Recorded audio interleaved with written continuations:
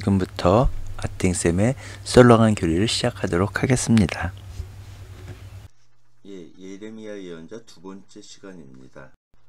예레미야 예언자는 하느님의 부르심을 처음에는 거부했습니다. 하지만 하느님께서 예레미야 예언자가 태어나기 전부터 예레미야 예언자를 뽑았다고 하시면서 하느님께서 함께 해주실 것이니 두려워하지 말라고 말씀하십니다. 그래서 예레미야 예언자는 하느님의 부르심에 응답하고 예언자가 되었죠. 성경에 보면 하느님의 부르심에 바로 응답하는 사람도 있고, 예레미야 예언자처럼 거부하려고 하거나 머뭇거리는 사람도 있었고, 심지어 도망간 사람도 있죠. 이 이야기는 전에 다른 곳에서도 여러 차례 했었는데, 하느님의 부르심에 바로 응답한 사람은 믿음의 아버지인 아브라함. 내 고향 하란을 떠나서 내가 보여줄 약속의 땅 가나안으로 가거라 했을 때 바로 응답했죠. 그리고 하나님께서 누굴 보낼까 고민하고 있을 때 저를 보내십시오, 제가 있지 않습니까 하고 응답한 이사야 예언자. 그리고 하나님의 뜻은 무엇이든지 순명하셨던 성모님. 그리고 예수님께서 부르셨을 때 바로바로 응답한 제자들이 있겠죠. 그리고 하나님의 부르심에 머뭇머뭇거리거나 그랬던 사람들은 굉장히 많죠. 모세도 이집트 땅에서 이스라엘을 구원하라고 했을 때 저는 말도 못하고요 막 어쩌저쩌고 했었고, 그리고 판관 기드온도 하나님께 표징을 요청했죠. 그리고 요나는 밑에도 나오겠지만 하나님의 부르심을 거부했고요. 그리고 예레미야 예언자도 전 아직 어리고요 하면서 하나님의 부르심에 바로 응답을 하지 못했죠. 그리고 심지어 요나는 하나님의 부르심을 피해서 타르시스로 도망가려고 하다가 바다에서 큰 물고기 뱃속에 들어가기도 하고요. 예레미야서에 보면 하나님께서 나는 네가 태어나기 전부터 너를 알았다, 내가 너를 선별했다, 그러니까 너는 이제 예언자가 돼야 한다. 그러니까 예레미야가 두려워서 저는 아이라서 말을 잘 할 줄 모릅니다 라고 하니까 나는 아이다 하지 마라, 내가 너를 보내면 너는 누구한테나 가야 되고 내가 너한테 명령하는 것이면 무엇이든지 해야 한다 라고 하면서 두려워하지 마라, 내가 너와 함께 있고 구해줄 것이다, 하나님의 말씀이다 라고 이야기하죠. 그리고 이제 내가 너의 입에 내 말을 담아준다. 예언자란 말이 하나님의 말씀을 받아 전하는 사람이라는 뜻이죠. 그리고 여기서 이제 뽑고 허물고 없애고 유다민족을 벌하겠지만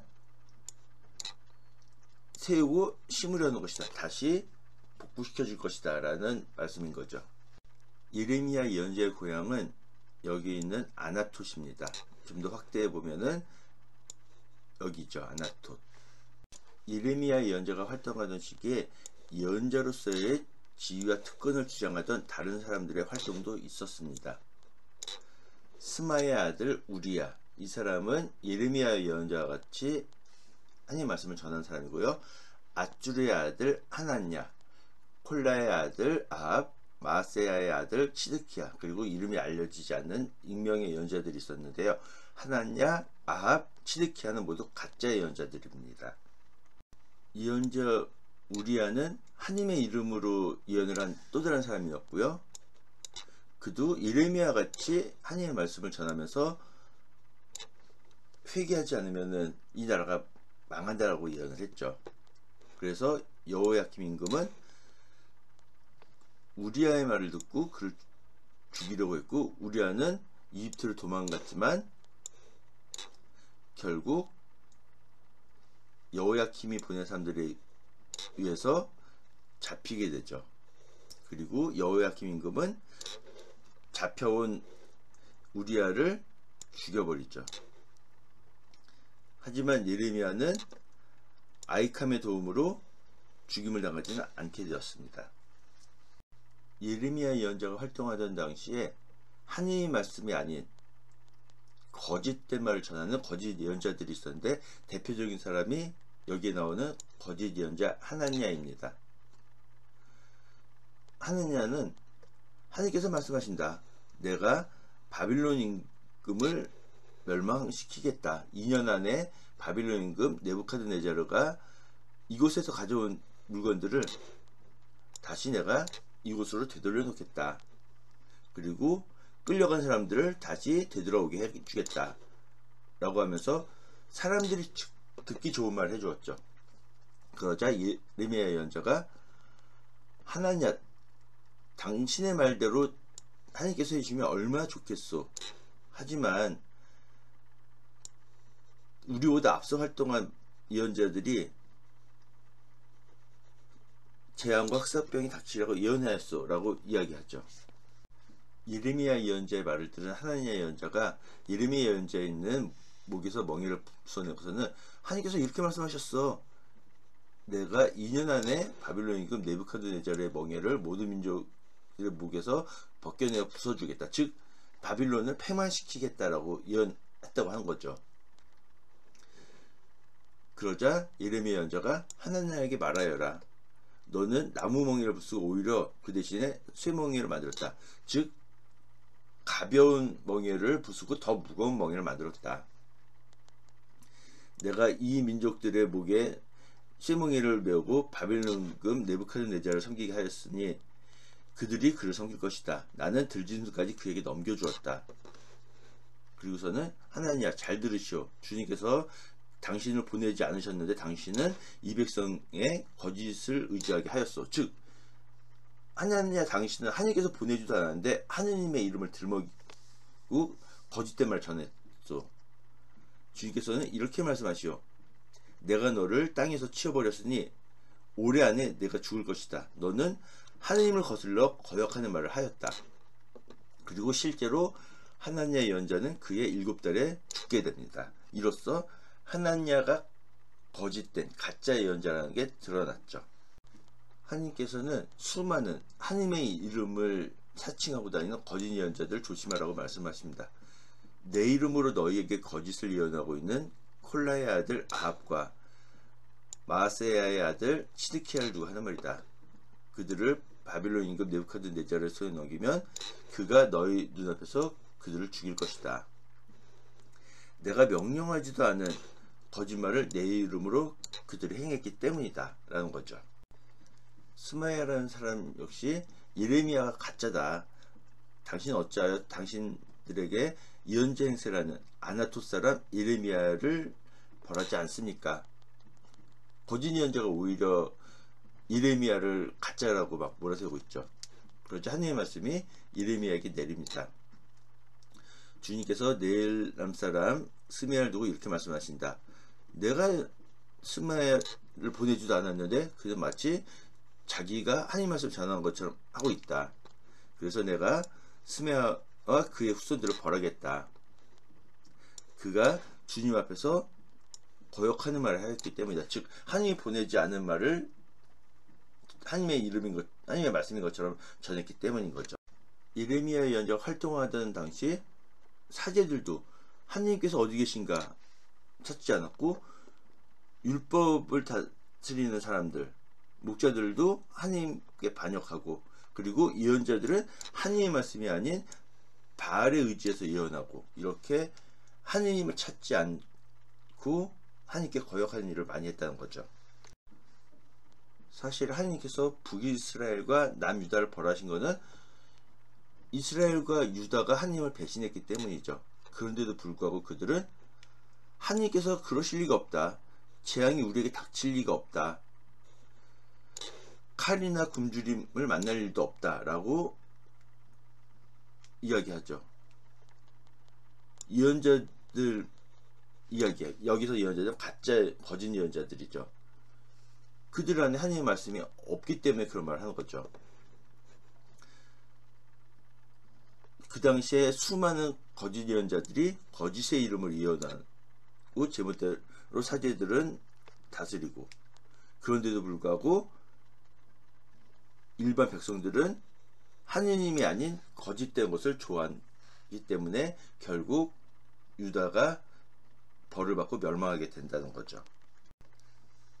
그 당시에 사람들이 마음이 이미 굳어져서 예언자부터 사제에 이르기까지 모두 거짓을 행하고, 즉 하느님이 아닌 거짓된 것을 말하고 평화가 없는데도 평화롭다 평화롭다 말하고 있다는 거죠. 즉 하느님의 말씀을 전하지 않고 거짓된 말을 하면서 백성들을 안심시키고 있죠. 하느님의 말씀을 전하고 지켜야 할 예언자와 사제도 불경스럽고 심지어 성전에서조차 죄악이 보인다는 거죠. 오히려 북이스라엘에 있던 사마리아 예언자들보다도 유다에 있는 예언자들이 더 악해 보인다는 거죠. 이렇게 아무도 악에서 돌아서지 않고 계속 악을 행한다는 거죠. 유다 사람들이 세 차례에 걸쳐서 바빌론으로 유배를 떠나는데 첫 번째 유배자들에게 이름의 예언자가 편지를 씁니다. 예루살렘에서. 네부카드네자르가 예루살렘에서 바빌론으로 잡아간 유배자들 가운데 살아남은 원로들, 사제들, 예언자들, 백성들에게 보낸 거죠. 바빌론 땅 그곳에 그냥 정착해서 살아라 라고 말을 합니다. 너희가 그렇게 하면은 하나님께서 나중에 구원해 주실 거다라고 하면서 너희 가운데 있는 거짓 예언자들과 점쟁이들이 너희를 속이도록 내버려 두지 말고 너희가 꾼 꿈을 풀이하려고 하지 마라. 그들이 너희에게 내 이름을 하는 예언은 모두 다 거짓이다. 나는 그들을 보내지 않았다. 즉 하나님께서 보낸 사람들이 아니니까 그들의 말을 믿지 말고 그냥 지금 바빌론으로 끌려가고 그런 것은 하나님의 벌이니 그 벌을 받고 그냥 그곳에 정착해서 살아라라고 말을 한 것이. 복음서에서도 예수님께서는 거짓 예언자들 조심하라고 말씀을 하시죠. 그들이 맺은 열매를 보고 그들을 알아볼 수 있다. 즉 그들은 나쁜 열매를 맺기 때문에 거짓 예언자들이고 그들에게 속아 넘어가지 말라고 말씀을 하시죠. 그리고 많은 사람들이 내가 그리스도다 라고 하면서 많은 이들을 속일 것이고 거짓 예언자들도 많이 나타나서 많은 사람들을 속일 것이고 하지만 끝까지 견뎌내는 사람은 구원을 받을 것이다. 지금 우리가 살고 있는 세상 그 전에도 그랬고 지금도 수많은 거짓 그리스도교들이 있고 자기가 하느님의 아들이네 하느님이 보냈네 하는 사람들이 많죠. 이렇게 잘못된 이단과 사이비에 속아 넘어가지 않도록 조심을 해야 합니다. 예레미야 예언자가 거짓 예언자들을 단번에 자 이런 사람들이 거짓 예언자입니다 라고 구분할 수 있는 이유를 하나 찾지 못했습니다. 그런 점에서 예레미야 예언자의 고독은 설명하기 매우 까다롭고 수많은 거짓 예언자들 위에도 여호야킴에게 살해된 예언자 우리아 같은 사람조차도 예레미야에게 힘이 되지 못했습니다. 여기서 나오는 우리아는 하나님의 예언자가 맞죠. 하지만 이런 사람들조차 예레미야에게 힘이 되지 못했죠. 예레미야 예언자는 신중하게 적용해야 하는 몇 가지 윤리적 기준을 내세운 것 외에는 참 예언자와 거짓 예언자를 구분하거나 자신의 메시지의 우월성을 입증하는 객관적 기준을 내놓은 적이 별로 없다고 합니다. 28장 8절은 예외고 아무튼 이런 사람들이 거짓 예언자예요. 내 말이 더 옳아요 라고 기준을 내놓은 적이 별로 없다는 겁니다. 참 이해하기 힘든 게 하나님께서 당신의 예언자로 예레미야에게 임무를 맡기셨는데 어째서 예레미야를 동료로 맞아들이거나 아니면은 예레미야를 스승으로 모시면서 환영하고 기뻐하는 사람들이 오히려 예레미야를 받게 했던 것일까? 그럼에도 예레미야 예언자는 자신의 고유 직분에 실수가 있었다고 생각하지 않고 묵묵히 말씀을 충실하게 따르고 받아들입니다. 예, 제가 어제 의정부 한마음수련원 2차 초급 복사학교 인솔자로 따라갔다 왔는데요. 수료미사 때 담당하셨던 신학생분들이 첫 번째 특선곡으로 마음을 드높이를 불러주셨습니다. 이 마음을 드높이 가사를 보면은 당신을 몰랐더라면 하나님을 몰랐다면 더 편했을지도 모르는데 하나님을 알게 됨으로 얻어진 자유평화, 어떤 것과도 바꿀 수 없네. 이 노래를 들으면서 예레미야 예언자 역시 이러지 않았을까? 하나님 몰랐다면 그냥 편하게 살 수 있었는데 하나님을 알게 됐기 때문에, 하나님 말씀을 전하기 때문에 수많은 사람들, 심지어 가족과 친구들에게조차 박해받는데, 하지만 하나님을 알기 때문에 얻어진 기쁨 때문에 계속 예언직을 수행했던 거죠. 하나님께서 그냥 그곳에 정착하며 살면 된다라고 말씀을 하셨음에도 불구하고 사람들은 하나님 말씀을 듣지 않고 이집트로 예레미야를 끌고 데려가게 되죠.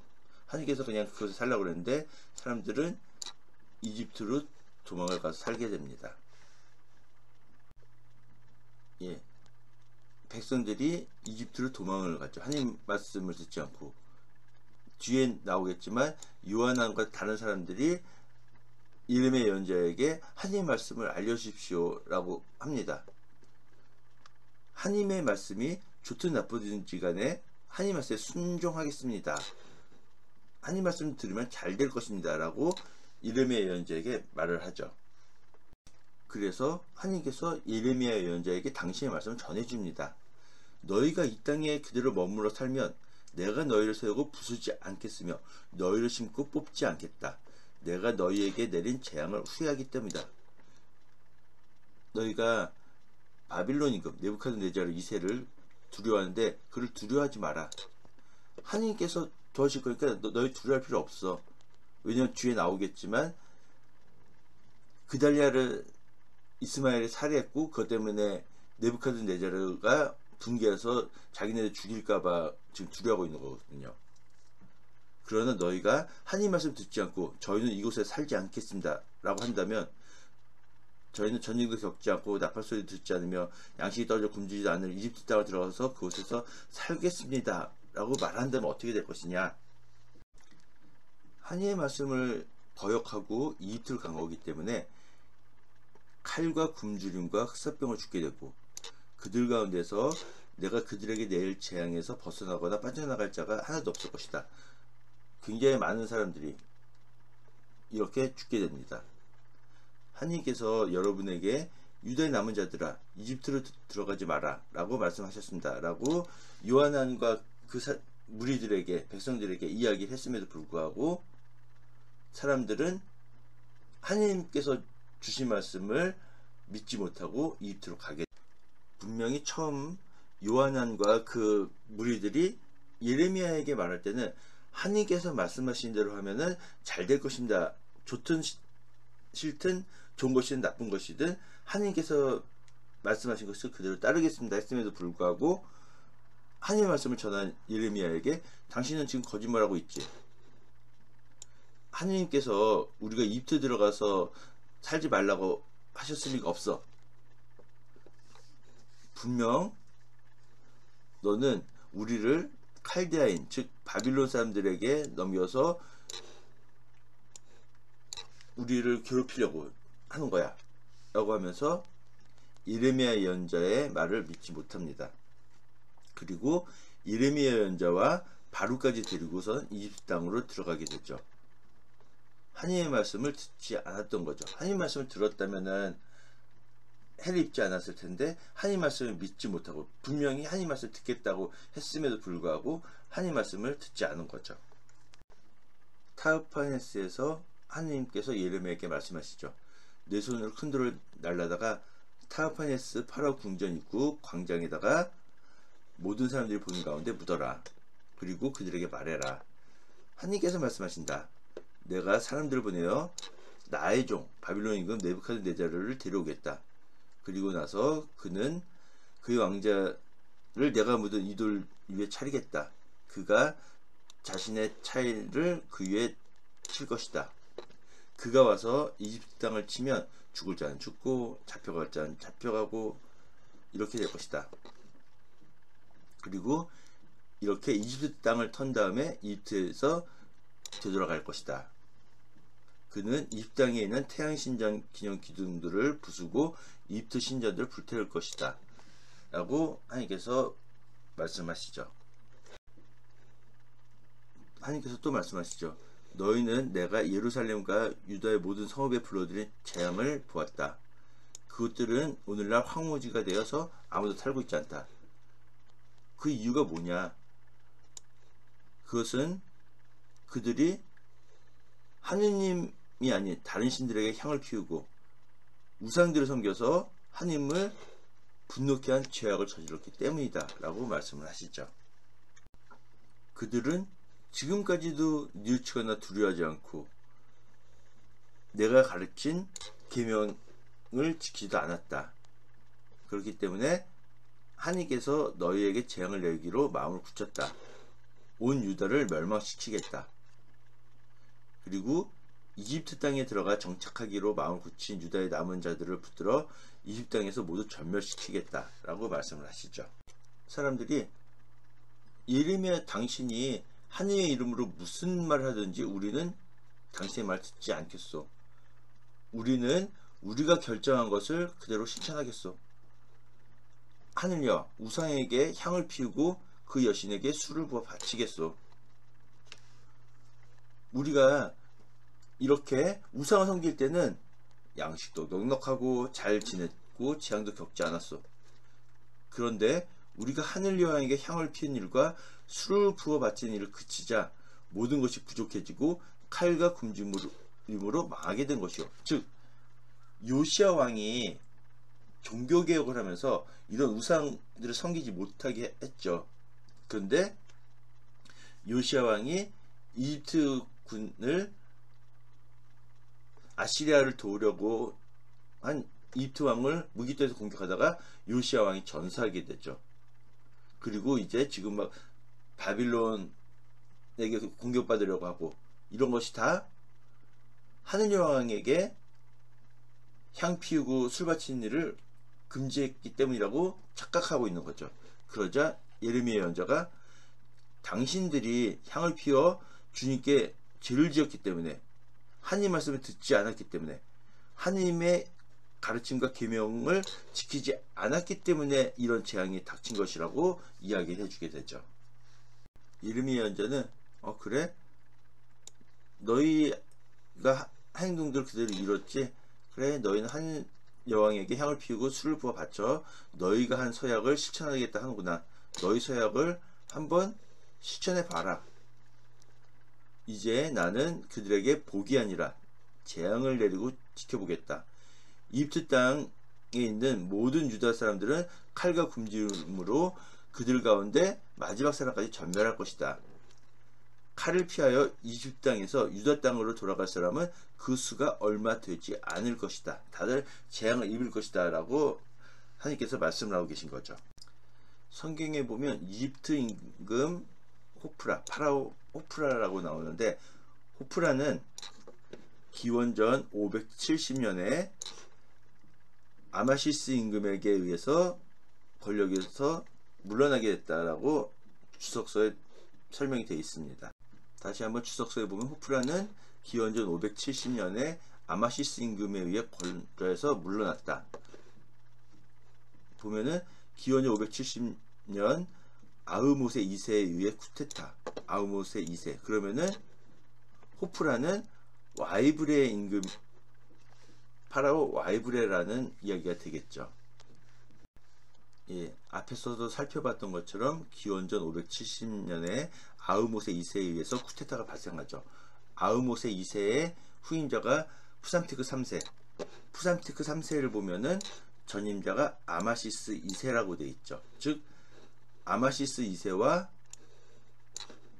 아흐모세 2세가 동일인이고 그 전임자가 와이브레인데 이 와이브레는 쿠데타에 의해서 아흐모세 2세 쿠데타에 의해서 물러난 사람이니까 이 파라오 와이브레가 성경에서 말하고 있는 호프라라고 하는 사람인 것을 알 수 있겠죠. 그리고 앞에서 푸삼티크 3세 후임자가 캄비시스 2세라고 되어 있는데 이 캄비시스 2세는 이집트 제26왕조가 아니라 아케메네스 왕조입니다. 전임자가 아버지가 그 유명한 키루스 2세죠. 즉 이 캄비세스 2세는 이집트 제26왕조 사람이 아니라 아케메네스 왕조, 페르시아인 거죠. 예레미야 예언자는 요시야 왕의 종교개혁에도 불구하고 유다 백성들에게 뿌리 깊이 박혀있는 불신앙을 알고 있었습니다. 유다 백성들은 내면적인 올바른 행실을 통해 드러나는 하나님과의 관계보다는 종교 외적인 형식에 의존하고 있었죠. 이렇게 마음에서부터 우러나는 내면적인 것이 아닌 외적인 것에 치존하는 그런 모습이 바뀌지 않는다면 하나님의 심판을 피할 수 없을 것이라고 경고합니다. 하지만 그 당시에 외적으로 유다가 누렸던 번영은 예레미야의 경고를 무색하게 만들고, 그 다음에 아시리아의 패망과 니느베의 파괴로 인해서 예레미야 선포는 더 힘을 잃게 되죠. 하지만 요시야 왕이 죽고 그 경고가 점점 현실로 다가오게 됩니다. 그리고 예레미야 예언자는 예루살렘이 비극을 피하기 위해서는 최선의 선택은 바빌론에게 항복하는 것이라고 경고하게 됩니다. 예레미야 예언자의 이 말은 여호야킴 임금에게는 반역처럼 들릴 수밖에 없죠. 적에게 항복하는 것이 가장 좋은 선택이라고 말하는 거니까요. 예레미야 예언자는 사제 집안 출신이고요. 아나토시라고 하는 작은 마을에서 태어났습니다.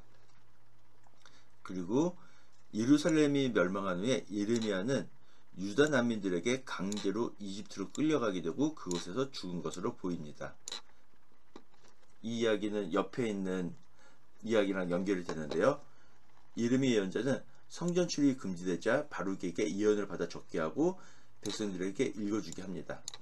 그리고 1차로 끌려간 바빌론으로 포로로 끌려간 사람들에게 그곳에서 정착하라는 격려의 글을 보내죠.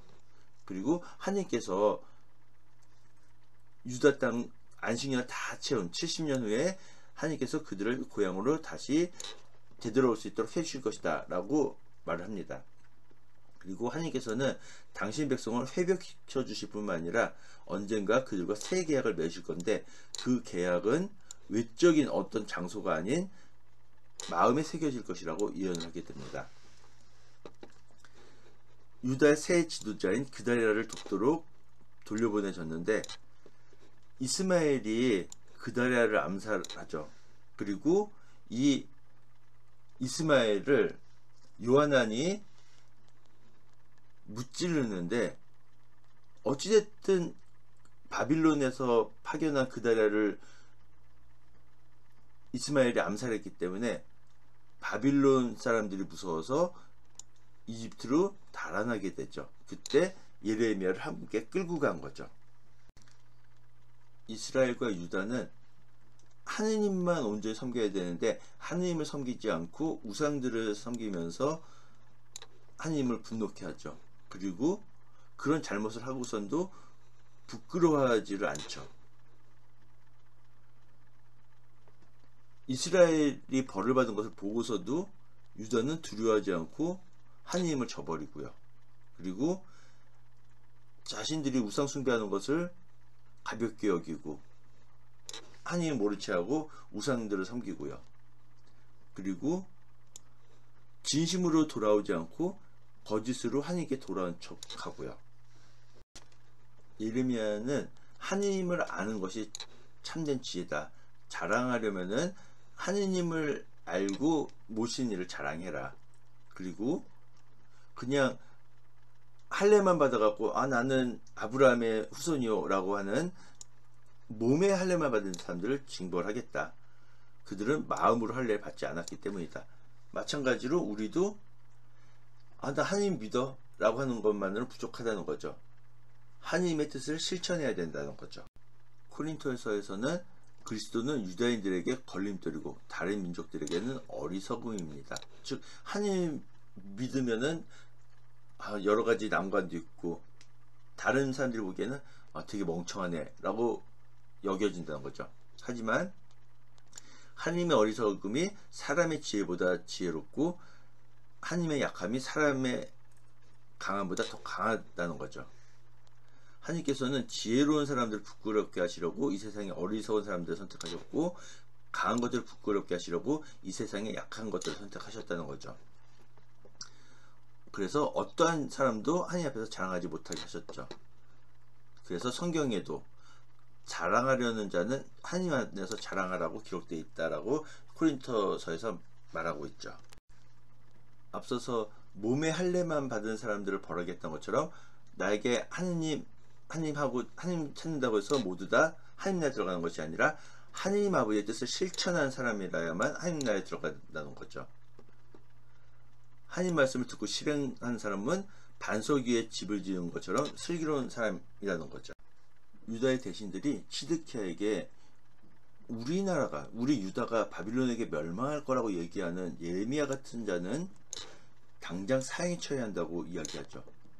그리고 대신들의 말을 들은 시드키야는 예레미야를 저수동굴에 가두게 되고요. 그런데 에벤멜렉이라고 하는 에티오피아 내시가 시드키야에게 이야기하죠. 지금 예레미야에게 대신들이 하고 있는 행동은 매우 잘못된 행동이라고 이야기하게 되고, 내시의 말을 들은 시드키야는 예레미야를 구해주라고 명령하게 되죠. 예레미야가 하나님 말씀을 전하죠. 하나님께서 말씀하신다. 이 도성에 머무르는 자는 칼과 굶주림과 흑사병을 죽겠지만 칼데아인 즉 바빌론에게 항복하는 사람은 죽지 않을 것이다. 이 도시 예루살렘 반드시 바빌론에게 점령당할 것이다. 이런 말 하니까 대신들이 예레미야 같은 자는 당장 죽여야 합니다. 이 자는 우리 백성의 평화가 아니라 오히려 재앙을 구하고 있습니다.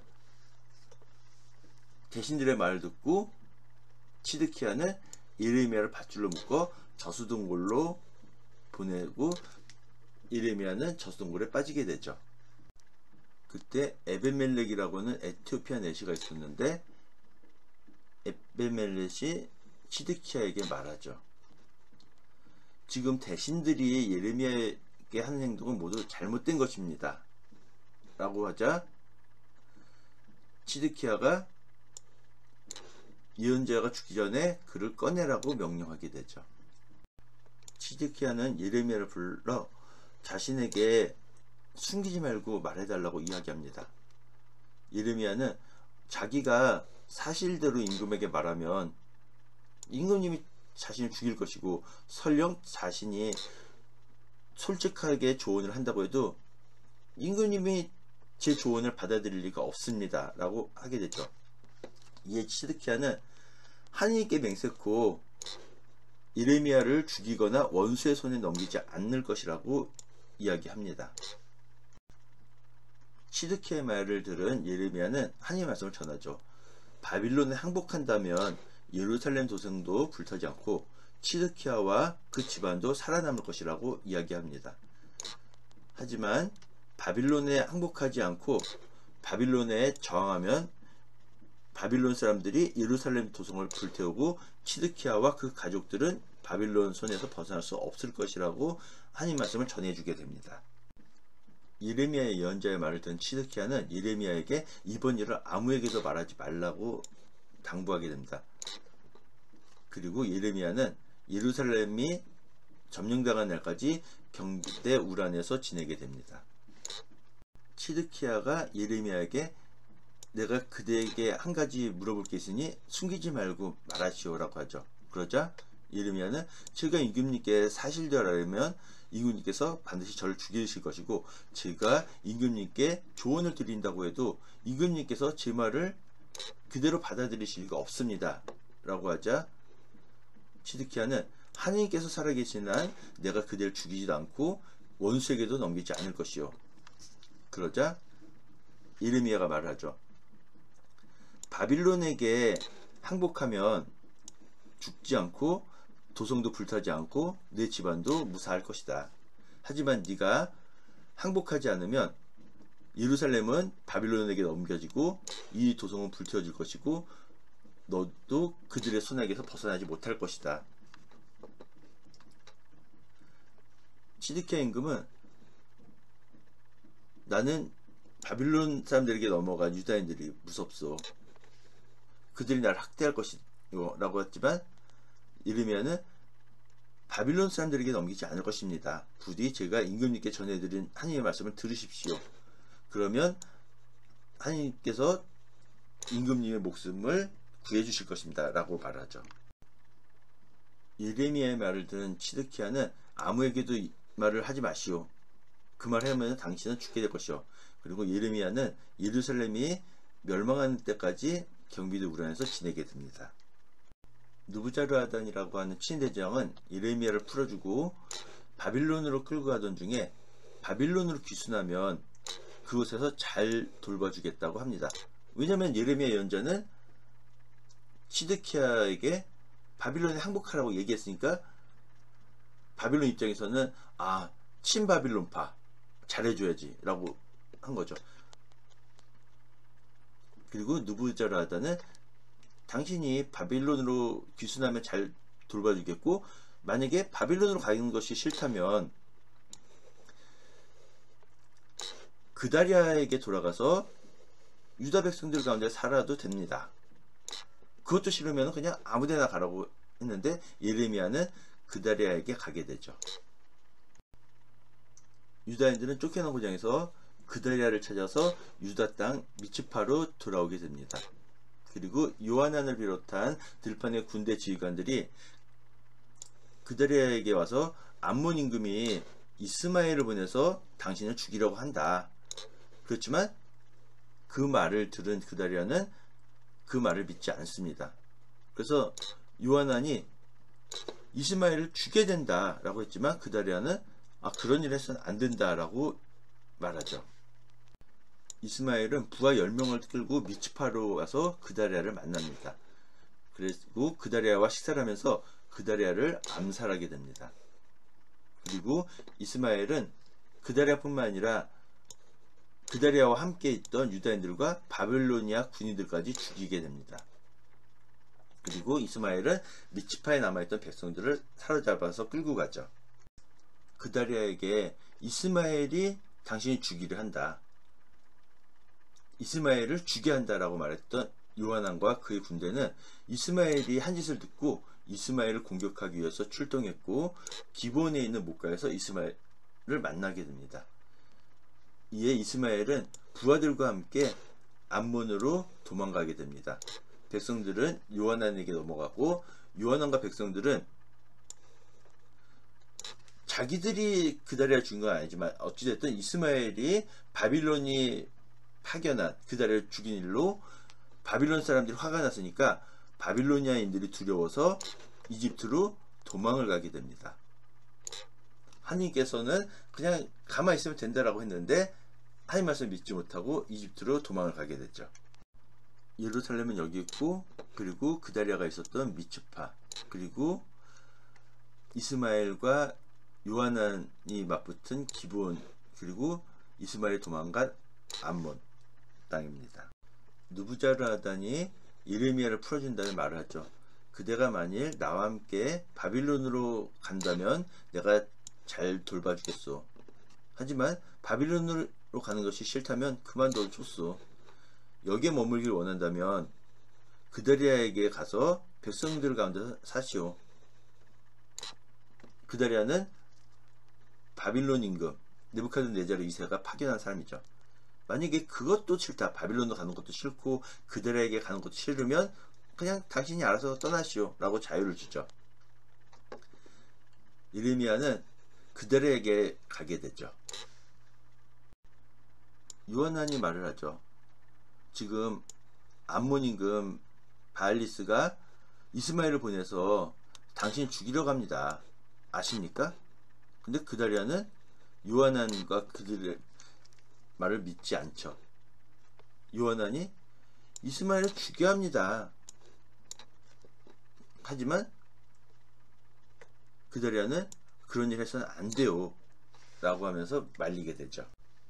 왕족 출신인 이스마엘이 부하 10명과 함께 미츠파로 가서 그다리아를 찾아오게 됩니다. 그리고 그다리아와 식사를 하면서 그다리아를 죽이게 되죠. 그리고 이스마엘은 미츠파에서 그다리아뿐만 아니라 그와 함께 있던 유다인들과 바빌론 군인들까지 죽이게 됩니다. 이스마엘은 미츠파에 있던 백성들을 사로잡았고요. 그 전까지 그들에게 이스마엘 조심해라, 이스마엘 죽여야 한다 했던 요하난과 그의 군대들은 이스마엘의 소식을 듣고 이스마엘 공격하기 위해서 출동하게 됩니다. 그리고 기브온에 있는 큰 물가에서 이스마엘을 만나게 되고요. 그리고 백성들은 요하난에게 넘어가게 되고 이스마엘은 부하 8명과 함께 암몬으로 도망가게 되죠. 그들은 이집트를 향해 걷다가 베들레헴 근처 게로키마에서 쉬었다. 그들은 바빌론 임금이 그들을 파견했는데 이스마엘이 죽였기 때문에 바빌론 사람들이 두려워서 이집트로 이제 도망을 가게 되는 거죠. 하느님께서는 유다를 벌하시는 도구로 바빌로니아를 사용하셨죠. 북이스라엘을 벌하시는 도구로는 아시리아를 사용하셨고요. 그리고 하느님의 도구로 사용이 끝난 아시리아 바빌론은 하느님께서 바빌론의 패망과 이스라엘 해방을 알리셨죠. 즉 벌하는 도구를 쓰셨지만 그들을 계속 번성시켜 주지는 않았죠. 예, 신바빌로니아 제국의 영토죠. 신바빌로니아 제국은 기원전 604년부터 기원전 539년까지 존속했고요. 지금까지 들어주셔서 대단히 감사합니다.